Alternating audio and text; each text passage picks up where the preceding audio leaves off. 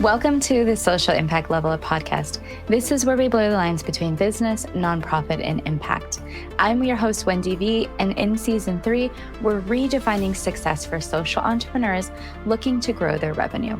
If you have reality-changing ideas, this is the place for you. Let's jump right into today's episode. Hey everyone, welcome to another episode of the Social Impact Level Up podcast. Today we're going to be talking about some amazing things that my favorite client has been doing. We have PerCila Zeno joining us today on the podcast. First, I wanted to just start off by saying this is the third episode that we were going to, this is almost the end of the season with 3 more episodes, including this one. And we'll be going into season 4 later in the year in 2025. So this is a very special episode for me because, again, we're saving all of the good guests for last. And I'm super excited to be here with PerCilla. So let's hop right into it. PerCilla, take it away. Tell us, who are you and how do you make an impact? My name is PerCila Zeno, and I am a state-approved trainer for peer recovery support. And the way that I make an impact is by training people all over the state of Virginia on how to become a peer recovery specialist, and also how they can, use that platform to be able to help other people. Yeah, and I know that some people might not really understand what peer recovery is or why we have these services or exactly what you mean by that. So can we just start out there? Like, what is a peer and why would we be investing in this kind of service or help? So if it was up to me, I would literally sort of like have a peer recovery specialist in every single household as like a sleeper cell until they need it, right? Because for me, so my story is that in 2011, I lost my son. He was murdered in Norfolk, Virginia. And at the time, we were serving our country in Japan. And we were on a very small base called Misawa Air Base. And we had to fly back to Virginia, do all of the arrangements for my son. And then we were stuck with this grief, and we were stuck with all of these emotions and these feelings. And there was no one there to help us through any of it, to maneuver any of it, to provide community resources while we were there, because we could only be in the area for a while before having to fly back to Japan to finish our tour. And even going back, we didn't have anyone there as well. So after going through all of that and then having to come back, finishing that tour, and then having to come back to the very place where I have all of these memories of my son, I still didn't have anyone that had the same lived experience of depression or grief or, maybe some of the things that I had been living with throughout my life that I just never addressed. And so this training, what it does is it provides you with the necessary tools that you need to fully understand that when you go through something and you've been able to recover from it, what tools and skills can you acquire to help someone else also get through the exact same thing? Just so happened, I had to do my own work in terms of my own self coping strategies, but I also had to, incorporate my psychiatrist at the time and my therapist at the time. And in doing so, what I understand now is that even though I may never get over what I went through, I have been able to get through what I went through. And so now I'm helping people around the state of Virginia to be able to help others. Have you been looking all over the internet for templates that actually apply to social impact organizations? Check out learngrowthrive.wendyveloz.com for resources, courses, templates, and more. This is your one-stop shop for DIYer social entrepreneurs growing work that matters. Again, that's learngrowthrive.wendyveloz.com, where you can find solutions made just for you. And that's so important, the idea that it's someone with lived experience who can relate to you in a way that maybe even a therapist or a clinician can't, because they have that lived experience. And your story about going through grief and having these big emotions and all of these things, it's always so fascinating to me that you have, on the flip side of all of that, the things that you've built and the way that you've been able to channel those emotions into positivity, it's like anybody else I've ever met would have not been able to do that, right? Like just would never have been able to do the things that you do. So let's go forward in the story, because not only are you a trainer, but you also have started a clinical practice. You had founded a foundation and moved that over to other people. Like you've done a lot of other things since then. So bring us up to speed into like, how have you continue to use those still core feelings, but in a totally different light? So ultimately, I saw an opportunity to be able to provide this support to the clinical field, which it was already kind of in the clinical field, but and still to this day, it's not vastly used as it should be. And then also, I saw an opportunity to place it also in a nonprofit area where people could really use this support in the event that they can't afford to pay for it. And so I've been able to just kind of maneuver having this service in both platforms so that people can get the help that they need, but also to let other people know that this type of support is out there, because there are so many people who need this type of service, but they're just unaware that it's happening, that it's available, especially in the rural areas, especially in like really large practices. I mean, if you think about like the day-to-day primary care practitioners who see, hundreds of people on a monthly basis, and then a good portion of, or probably half of them come in, and a lot of the things that they have going on with them, including their physical pain, is their emotional pain that they're talking to their primary care doctor, and the primary care doctor can't do anything about. And so having, that peer recovery specialist there in the building will help make the process easier. I mean, if you think about somebody who's going through major depressive disorder, they typically withdraw. They typically want to stay in bed. They don't want to get out of bed. They don't want to be around people. And so if you have that peer recovery specialist there in the office, that peer recovery specialist can ensure that the necessary steps are being taken so that if they are wanting to seclude themselves, somebody else is working on their behalf to make sure that they get the help that they need and get them in the proper care into the office that they should be going to.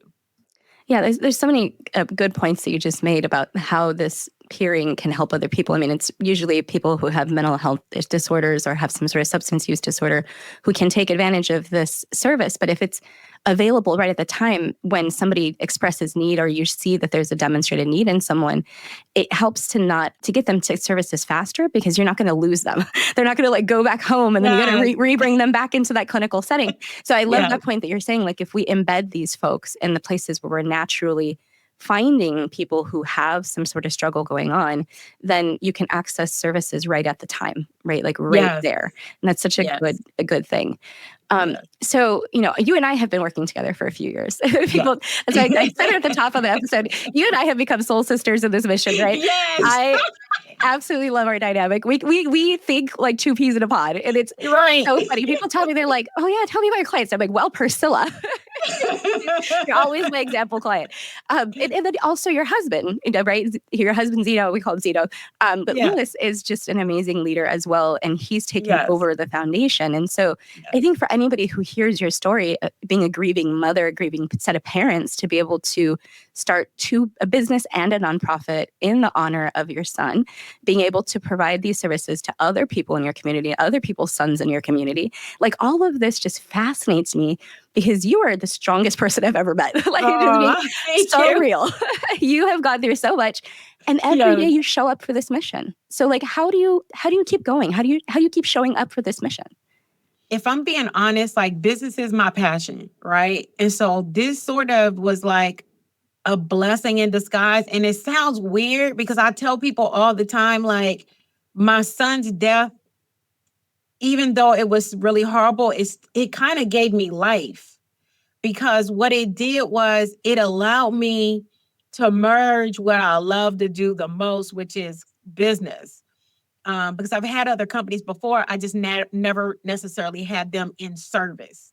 And so what it did was it allowed me to merge the love that I have for business and then the passion that I have to help people to not go through the struggles that I went through after losing my adult child and take that passion and merge it with that business and said, wow, like I could take this really far and be able to help people while still being able to, take care of my family.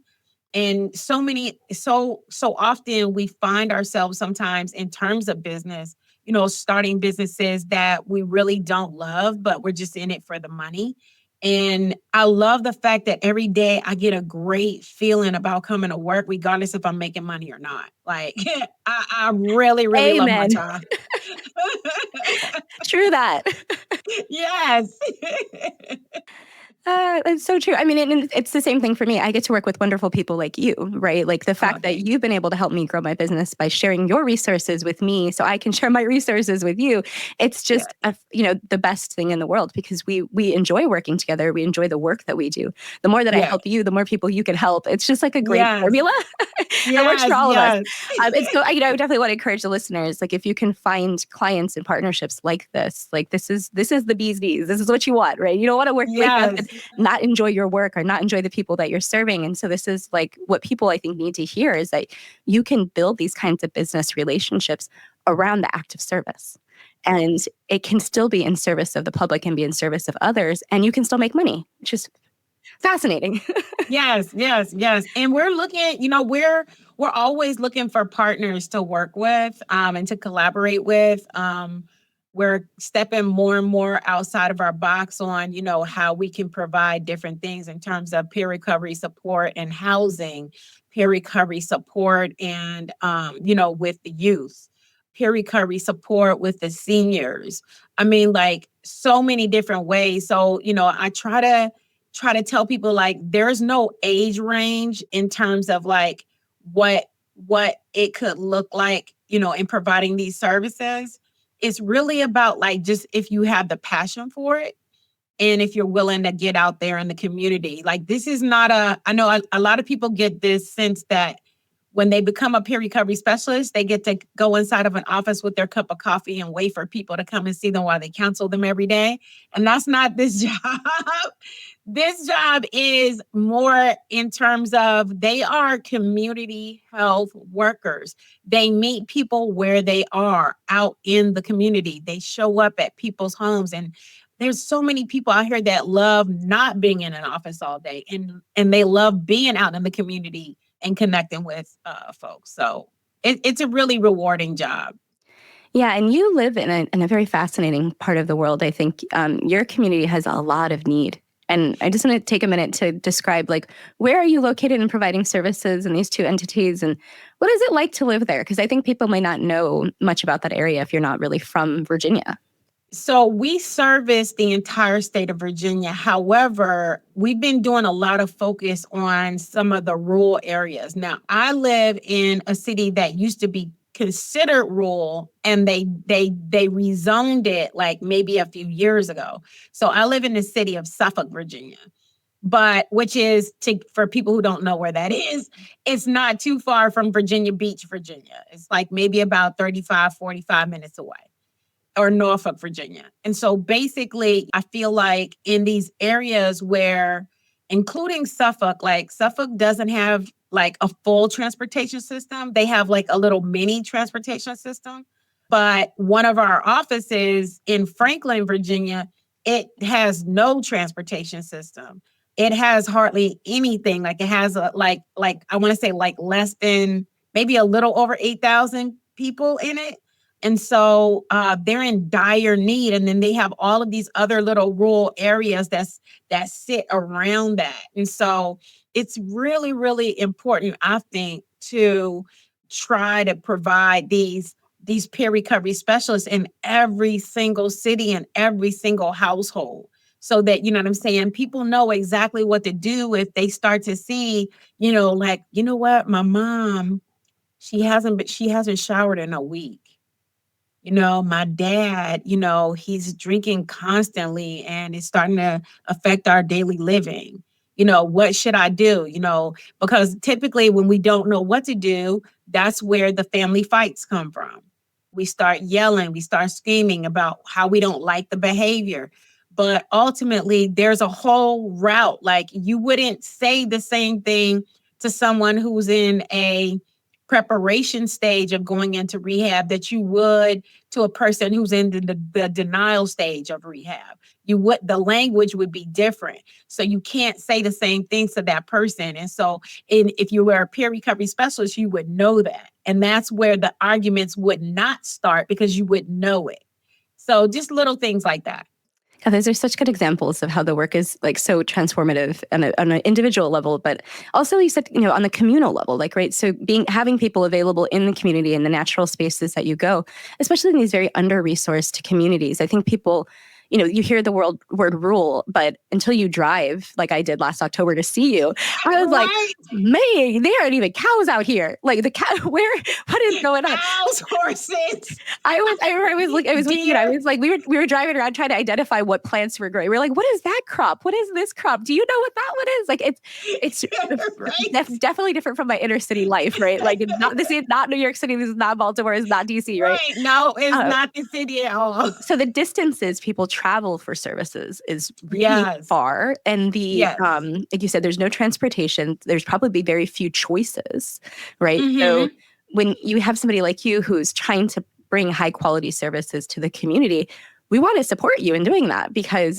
you're basically doing something that's not there for anybody. You need to fill this gap. So we're working hard on getting you some money. In the past, we've been able to get some funding from the state to work with veterans. But what are the other types of populations that you're really interested in serving? And how do you envision that as you grow? So I'm really looking at trying to just work with the community for housing, like the homeless. We have this vision of people who are homeless, not really understanding their full story. Not everybody became homeless in the, whatever traditional sense that we think they've become homeless.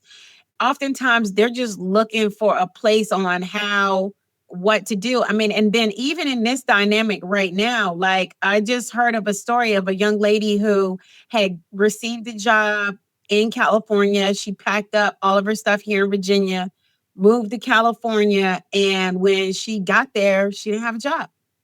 They gave her the job, but because of the new administration that came in, things changed.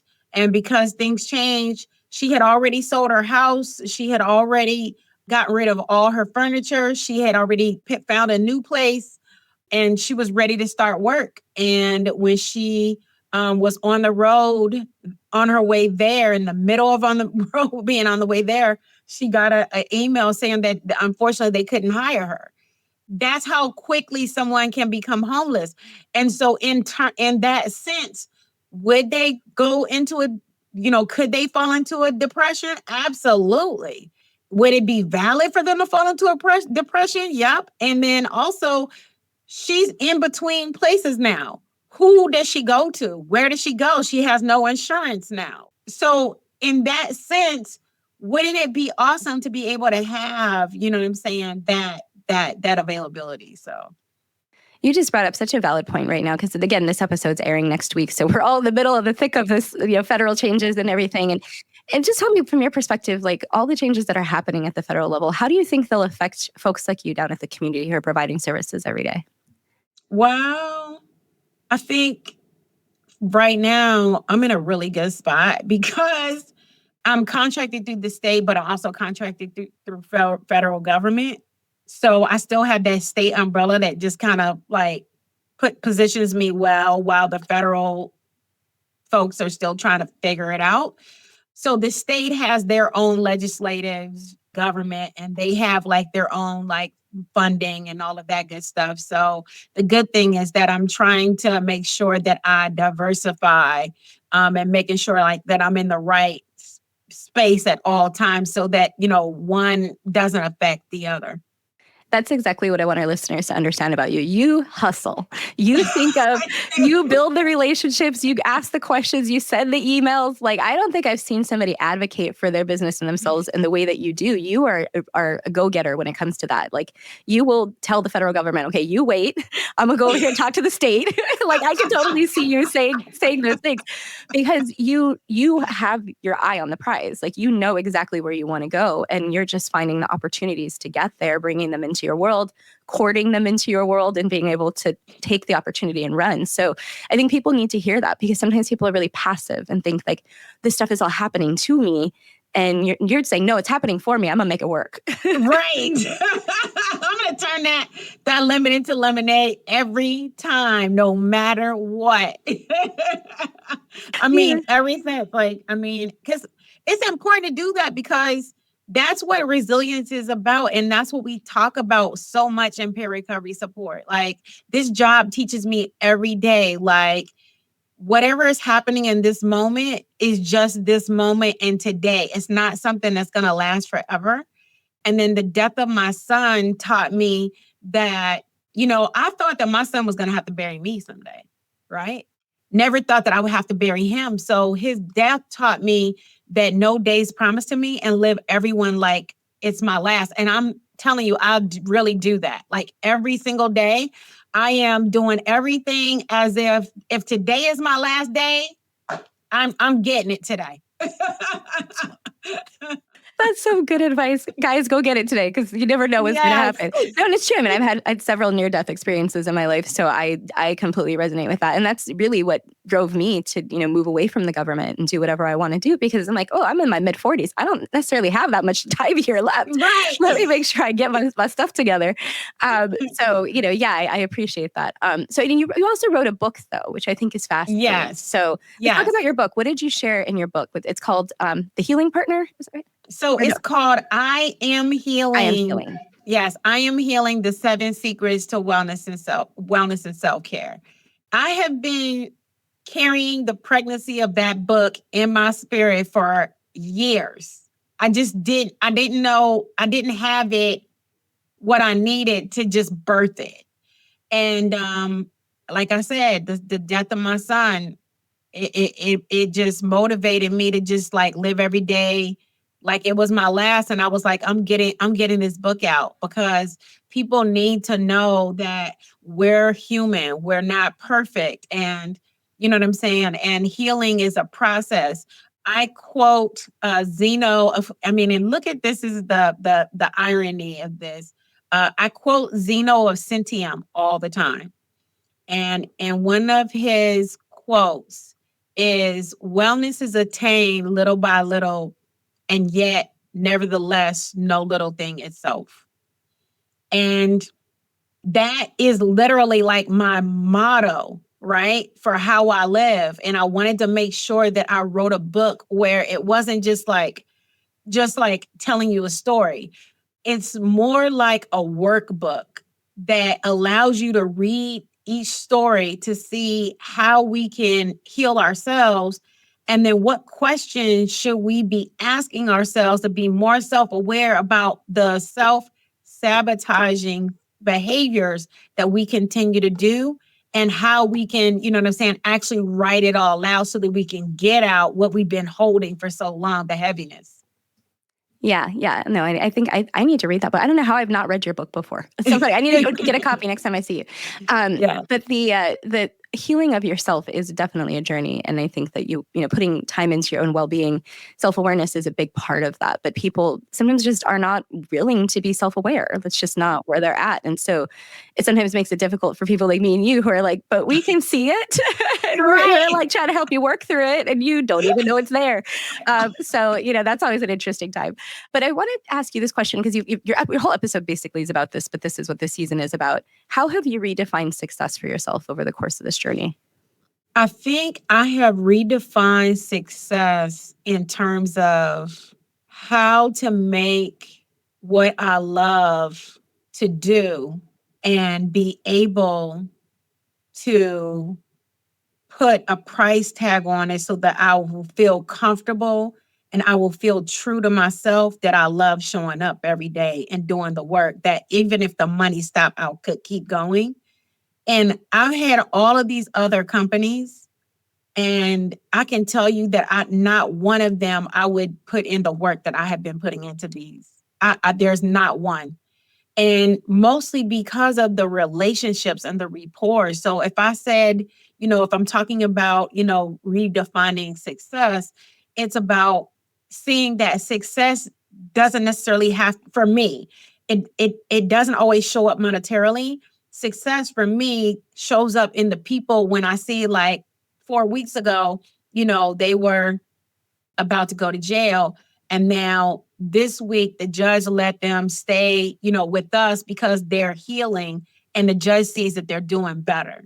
These type of success stories for me is like, it's worth way more money than any bank could hold because of that. You know what I'm saying? And being able to see, like, I was a part of allowing another parent to not experience what I experienced with their adult child because we got them to this state.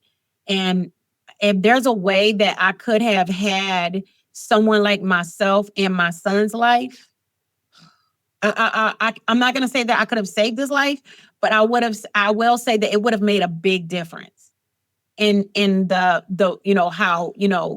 how he was moving and his own mental health. Yeah, no, that's a great message. That money isn't always the best expression of success. But in our professions, though, even getting paid for the things we do equals we did something. We did something good for someone, which I think is kind of interesting. When I do get money, I'm like, oh, yay, money. And then I'm like, oh, but really what happened was PerCilla got this amazing grant, and we're doing all this work, right? So it is kind of funny. Those things kind of go together, but you do have to decouple them in some ways, because the stories are more important, at least to me and you, than the actual money. So we have one last question, and then we're going to do a little plug for you and where people can find you. But the question is, how do you maintain your well-being so you can continue to show up and serve all these people? That's a great question. So one of the things that I do is I am really big on chanting. I'm really big on meditation, mindfulness walking. I'm really big on self-awareness, writing. Writing doesn't necessarily have to be like you have to sit down and just spend an hour writing some things out. Writing can be like, if I'm, kind of irritated or pissed off about something, I could just get a piece of paper, write out how I feel, so I could just get it out, so that I don't then come home and give it to the people that I love when I've been smiling in everybody else's face all day. Like, that's not right. So it's about making sure that we show up in our most authentic selves in the best way that we can, by making sure that we are self-aware about our own triggers, our own behaviors, and what do we need and how do we get what we need based on that. I love that. And then I have one question too, because now you have 2 extra minutes, so you didn't talk enough. I'm just kidding. But if you could say anything about me and our relationship and our work together, what would you say? What would you tell other folks? I would say one of the things that I love about working with you is that you help take an idea way farther than what we can see at the time. And sometimes it's because we have so much going on, we can't see that other thing. And I love the fact too that when we work together, neither of us are stifling one another, in terms of, ego or, oh, well, I don't want to hear that idea because I'm stuck on this. Like, I love how you find a way to listen and how you open yourself up to hearing all of the other things that typically don't necessarily go with the project. Within time constraints, of course. We tangent a bit. Yeah, we do. But I don't know of any other person that I could have done any of these projects with, to be quite honest with you, Wendy. I really do. I really, really love you. I really do. I love you too, sis. I love that. And I received the feedback. And I think it's important to have, a thought partner and to be able to Yes. confide and say, this is what I got going on. I can't handle that right now or whatever. And then come back to the conversation and say, hey, but we got to press forward. Someone's accountable for helping you press Yes. forward. It's like, okay, but we left off here. We got to get to over here. Remember, don't forget. Yes. Got 4 more steps. Let's get it done. Yes. So Yes. yes, I'm just here to support. Yes. And also too, real quick, because I know we got to go, but I just wanted to say the one other thing that I absolutely love that no one else has ever done with me, and all of the consultants and all of the coaches that I have had in the past, is not one of them has done what you made me do, which was that mind mapping thing. Idea surgery. That was phenomenal, because it helped me with really organizing, what I have and how it's supposed to be laid out. And then to just have that follow-up of you actually coming and making sure that we're being true to that was like gold. Like, it was because the staff started to understand more, because I couldn't articulate it the way you could. It was phenomenal. So, like, no lie, like, if they are not hiring you like every day, like, I don't understand it. I am the best kept secret, girl. No, yeah, an idea surgery. I don't think I talk about it as much on the podcast, but it's my visual mind mapping process that I put every client through so that I can understand what's in your brain.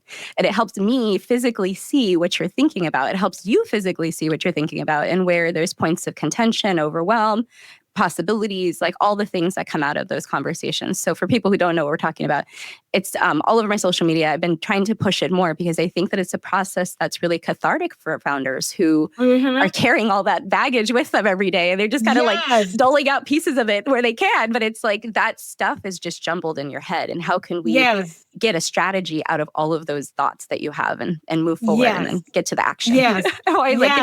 Yes. And also too, what I also noticed is that what you did was you helped me understand where I was leaving money on the table. Oh yeah. So that was good too. About efficiencies and being effective and finding, ways that we can, we can get more money. I mean, the name of the game, even when you're in social services, is money, right? We gotta have money to do the good. We can't do the good without the money. And the money always gets put off as evil, but it's not evil. It's necessary. So we need to figure out we can't leave money on the table. That's not an option. So I love this episode. Has been so great. It's always so good to talk to you, my love. And I hope that people, really resonated with some of the stuff that you said. I know it's such a touching story for me to be able to tell that to our audience. But can you give people a quick plug? Where do we find you, or if people resonated with what you're doing, if they're in the Norfolk, Suffolk area, like how can folks find you? They can find me if they go to thehealingpartner.com. It's literally spelled out just like that, thehealingpartner.com. And it'll end up taking you to PerCillaZeno.com. But people spell PerCilla wrong. So I always do thehealingpartner.com basically. And you can, we have a contact button that you can just type in what your needs are, whether it's training or, if it's assisting you with some business insight, whatever it is, we can provide it. Yeah, and if folks are interested in clinical services in the Franklin area and that area, you have the Zeno Wellness Or in the state of Virginia. In the state of Virginia, we have Zeno Wellness Group is your clinical practice. And then on the flip side, we talked about the nonprofit organization that your husband's running. That Zen Life Wellness Foundation also provides services primarily to people who don't have insurance or aren't able to pay for their clinical services and still need peer supports. So we've got a lot going on for you if you are interested in coming and getting some services. If you need to read a book, feel free to read that book. And I'm so excited to have had PerCilla here. All right. Thank you for being here for another episode. For our listeners, we've got 2 more to go that are going to be coming up for the end of the season. And then we'll be closing out, taking a couple months off, and we'll be back later in the year. So PerCilla, it's nice to have you here. And thank you so much for being here. Thank you for having me. I so enjoyed it. And I always have fun with you anyway. So thank you so much for having me. I appreciate it. Yes. Great way to start the morning. All right, everyone. Come back for another episode. Thanks for joining us for today's episode. I hope you enjoyed the conversation, and we look forward to having you come back. If you're curious about something we shared, make sure you check in the show notes below. And do you want the secret to make your nonprofit or business more sustainable and more profitable? Hop into my Learn, Grow, Thrive University, where I give you exclusive access to resources, mini courses, and templates for free. All you need to do is sign up at wendybelos.com/university. See you next episode.